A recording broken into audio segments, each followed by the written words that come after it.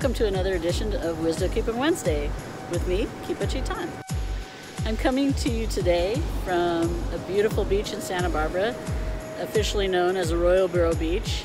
It's also called by the locals Hendry's Beach, and for those who have been here forever and are into surfing, they call it the Pit. It's one of my favorite places to be in Santa Barbara, and I'm here coming to you to pass on a different message than usual today. Last month I did a lot of animal medicine, and as I came into the parking lot to come to the beach, I was greeted by 32 pelicans, which was pretty amazing. And I thought, okay, I'm going to do another animal message. But as I did the numerology on it, I counted them. Yes, I counted all 32 pelicans, which adds up to 5. 3 plus 2 is 5. And that is change. And so I took that as an indication to change things up a little bit. And so that's what I'm doing today. And they're also a messenger of buoyancy. So riding on the waters, being able to bounce back from things, which I think is really a good message to what I want to bring across today. The theme of today is about generations and ancestry. And when I speak of generations, it's not only generations like you and your parents and your grandparents and your great-grandparents, but it's a generation of energy. Like you think of a generator. We are all generators. We're here to generate something. We are all a generation from the previous generation. We are creations created to create. And I wanted to kind of speak on that a little bit today, bring that wisdom across, because every generation has a wisdom.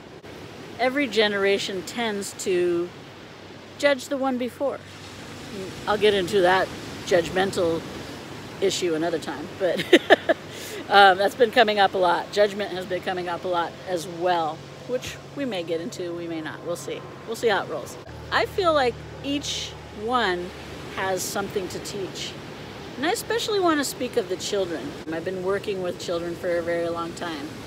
And for 38 years I've done that.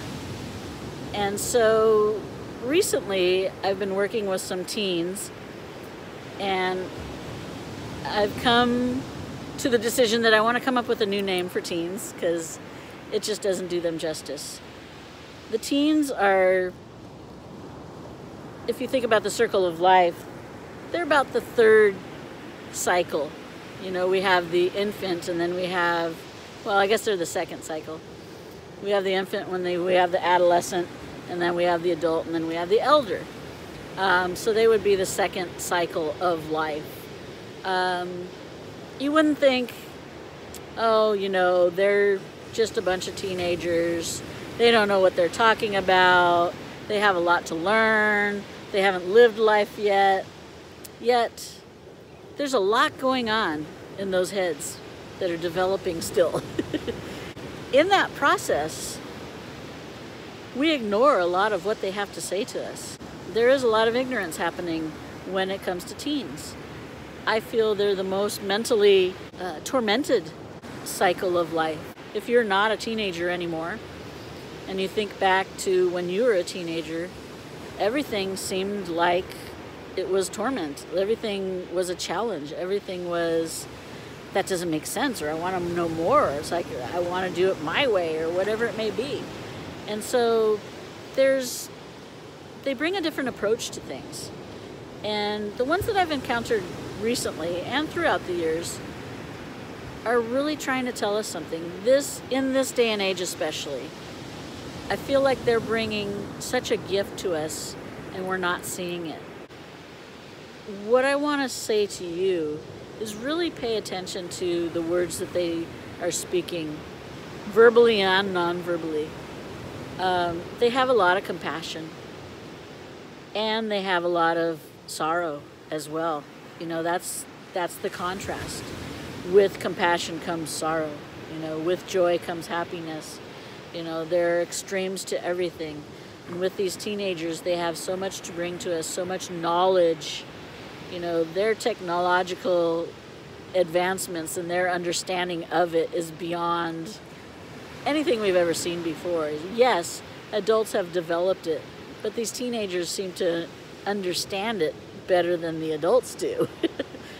And I think they will develop something even more remarkable than we already have. And we fail to see that. We fail to see that these are going to be adults and that we have a lot to learn. When I speak of generations, you know, let's talk about the children, the young children for a moment. How many of you said, oh, out of the mouths of babes, or, oh, they taught me something just by watching them, observing them, or just seeing through a child's mind? And then we kind of skip over the teens, and then we're in adulthood, and we interact with other adults, and then we value the words of the elders, but we don't seem to value the words of the teens because they're just teens, you know. And so I'm urging you all today to really pay attention to them. They're crying out to us.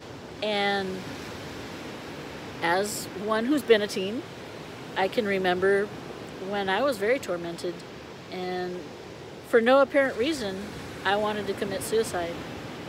And thank God I didn't, because I wouldn't be here today passing these messages on. Not just this one, but other ones as well. And I think about all the other kids that, for no apparent reason, feel like there's no other way out but to end their life, only because they just don't understand life. You know, it's not to their understanding. Nobody's taking time to listen to their mind. We listen to the child's mind. We listen to the adult's mind. We listen to the elder's mind. We tend to, like I said before, we tend to ignore the teenager, the adolescent mind. And there's treasures there. There's so much treasures there. In that angst comes the contrast to angst, comes the answers to so many things. I have never seen so much compassion in these human beings, and I use that term loosely, that are occupying the space and time between the ages of 13 and 18. It's amazing. I'll share a little something with you. I recently worked with some teenagers and I wanted to do a scholarship for them. I had 25 questions for them because I really wanted to see what are they going to do to feel like they're deserved of this scholarship. And one of my questions to them was, beside yourself, who are 3 other people that you would choose to receive this award, and why? And one of them said, I choose this person. I'm not going to use the name. You wouldn't know who it is anyway unless you know me. They said, I would choose this person because they're always there for me. They always listen to me. And just, even if we're just talking, I feel so good around this person. And the one thing that really got me was when he said, I would give up my joy for this person. And that hit me and made me realize how much compassion lives within these beings, that they would give that up for another person. It would give up their livelihood for another human being. I'm getting very emotional because there were times I felt like that, and there's times I still feel like that. And that's what we need in this world. We need compassion. There is compassion. Not only do we need it, it's there. It's right in front of us. And it's within these teenagers. It's within all of us. I just want to remind you that they have it too. The children have compassion, so do the adolescents, so do the adults, so do the elders. We all have it. Nice little seagull flying by as, as I'm saying that. So open up. Let them in. They want you there. And if you let them in, you're going to feel that compassion from them. and they'll give up their joy for you.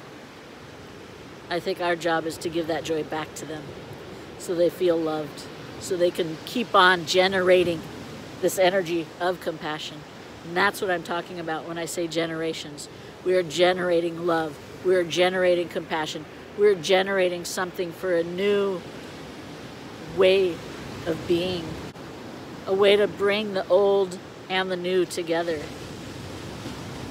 There are bridges, and they know that. They just don't know how to express it yet. And that's our job, is to allow them to express it in whatever means they want to bring it across. Give them time. That's how children spell love. I once heard that. Children spell love, T-I-M-E. Give them time. They just want to be with you. Have those moments with them. That is the wisdom that this generation brings to us. That's all I gotta say. Love and light from all the generations, and from me, and from Source. Love and light always, in all ways.